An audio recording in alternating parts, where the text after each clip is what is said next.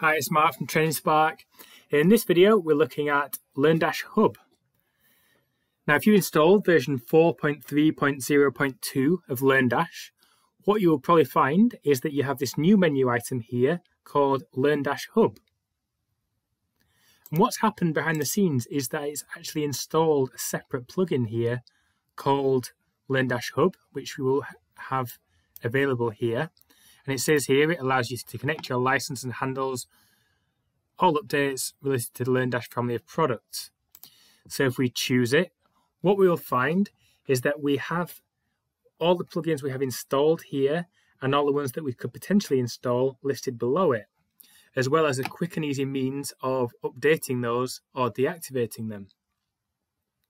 So I can see here that I've got LearnDash LMS, LearnDash Hub, and LearnDash Course Grid installed. And I can also see that there's an update available for LearnDash, which I can simply apply via the LearnDash Hub. So that'll just take a little while to update. And then when it does, we can see that we've been updated to the current version, and it's just a nice, simple interface for doing that. But we can also install other plugins that we want to use. So for example, I might want to install perhaps WooCommerce for LearnDash here. That's a popular one. All I need to do is select it and it will install from this page. So it's a nice, quick and easy way to access all of the add-ons that come available for LearnDash. And that item has appeared above here, and we will be able to choose that from the options we've got below it.